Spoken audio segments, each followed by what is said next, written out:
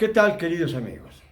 Uno de los apotegmas de la Cuarta Transformación ha sido y es que más allá de la ley, nada, por encima de la ley, nadie.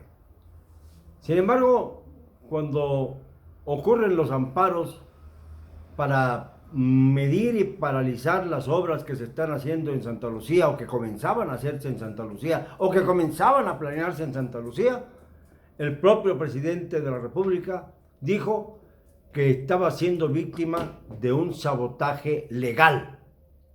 Un sabotaje que, por supuesto, tiene su origen en la defensa de aquellos que no quieren esta obra, que son parte de las comunidades que serán afectadas y que, por supuesto, no están de acuerdo porque van a romperles completamente su ecosistema. Entonces, ¿en qué quedamos? ¿Por encima de la ley nadie? ¿Más allá de la ley nada?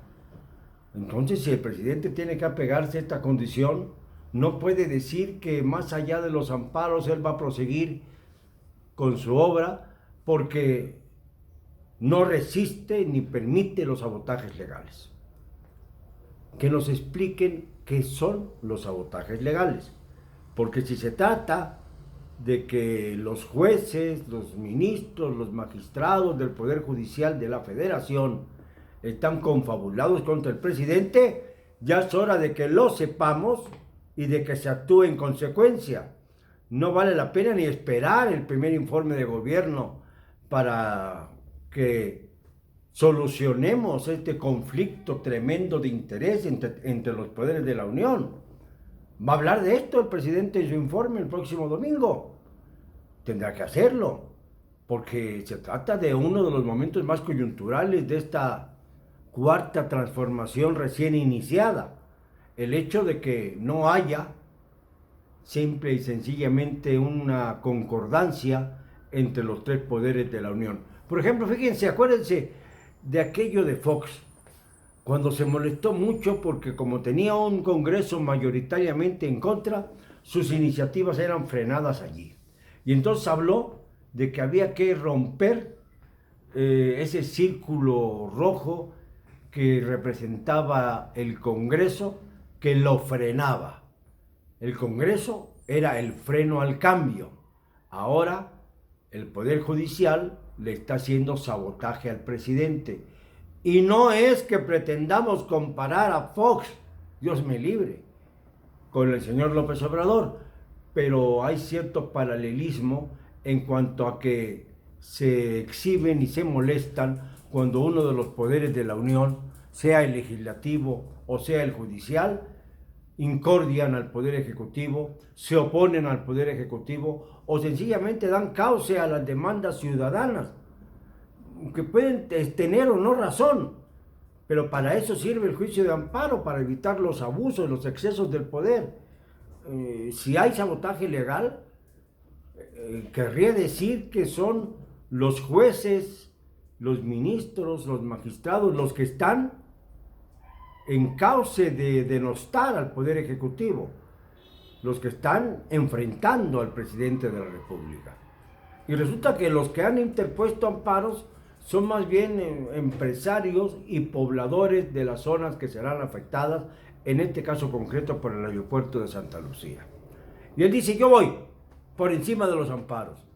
Entonces se está poniendo en aquello de que sí hay algo por encima de la ley, que es el autoritarismo, que sí hay algo, sí hay alguien por encima de la ley, que es el presidente de la República, y hay otros más. Y todo esto sucede cuando en Argentina resuelven y dictan la liberación de Carlos Ahumada, quien había sido detenido 2 días antes, el viernes pasado, precisamente como parte de ese entramado escandaloso que tiene que ver con la enorme corrupción que se vivió en 2004-2005, cuando el PRD estaba preparando la campaña presidencial de Andrés Manuel López Obrador y René Bejarano con las ligas hacía montoncitos de miles y miles de dólares para llevarlos a la campaña. Esto provocó que tanto Carlos Ahumada como René Bejarano estuvieran en la cárcel una temporadita. Salieron de allí y continuaron siendo un empresario bastante exitoso, y el otro, un consejero de Andrés Manuel López Obrador, aunque en las sombras, es decir, en la penumbra, detrás de los telones. Entonces, ¿hay o no venganza cuando se trata de que los capturados en los últimos días son todos los que tuvieron algo que ver en la famosa trama de los videoescándalos de 2005? Rosario Robles, Carlos Ahumada, Juan Collado, que fue el que compró los videos. ¿Y hay o no venganza cuando desde Argentina les dicen a los jueces mexicanos, a los que solicitan la extradición a México de Carlos Ahumada, que no es un caso que tenga ni pies ni cabeza, que es un caso armado a la ligera y que por tanto no tiene por qué permanecer Ahumada en la cárcel? Nosotros, ustedes y yo, sabemos perfectamente que Carlos Ahumada es un pillo, pero si no se integran bien los expedientes, se le está haciendo un favor, un enorme favor a Ahumada, y se le está haciendo además un favor a la encarcelada por el momento Rosario Robles Berlanga, quien fue su pareja, y además ella fue la que denunció a su expareja Carlos Ahumada por pretender cobrar 400 millones de pesos al PRD con pagarés en los que se falsificaron las firmas de Rosario Robles.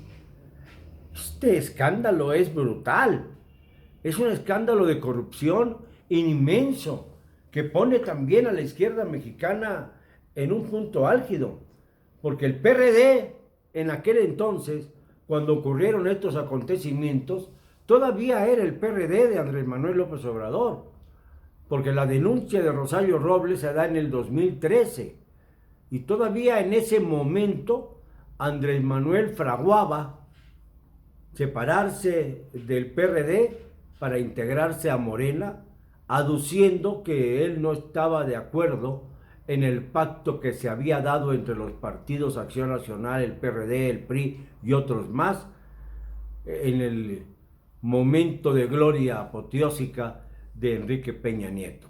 Esta fue la razón que adujo López Obrador para formar su propio movimiento de regeneración nacional.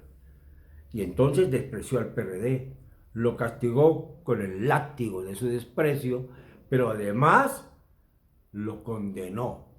Habló de que ahí estaba la peor corrupción, o sea, de la noche a la mañana, como cuando construyó el enano de Uxmal, el castillo célebre, pues resultó que el señor López Obrador pasó a integrar Morena y todo lo que dejó atrás dijo que era una mugre. Y no ha habido mayor investigación ni mayor indagatoria sobre lo que dijo Andrés Manuel. Lo que sí hay es un profundo deseo de poner en la cárcel no a los grandes responsables, porque Rosario Robles, aunque haya sido secretaria de Estado, es una pieza de este tamaño, al lado de lo que el peñismo hizo y desvió a través de la famosa estafa maestra y a través de otras actitudes y conductas que convirtieron al régimen de este personaje en un régimen genocida y ladrón, entre el asesinato masivo y la corrupción sin límite. Y aún así, el propio presidente López Obrador dice que él no va a perseguir a sus predecesores. Entonces, tenemos que responder que por encima de la ley están los expresidentes también. Y están aquellos secretarios de Estado o exsecretarios de Estado que son intocables a la vista del propio presidente. O aquellos empresarios que pasaron de ser miembros de la mafia del poder a integrar el Consejo Empresarial que encabeza Alfonso Romo Garza dentro del gabinete de López Obrador. Vamos entonces a que nos digan cuál es el léxico contemporáneo para que no se moleste el señor presidente y nos permita seguir con estos comentarios antes de que también caigamos en ese círculo rojo que inauguró Fox y que ha ido creciendo, creciendo, creciendo, creciendo en la medida de los intereses de la clase gobernante. Digámoslo hoy y siempre, con cero cobardía.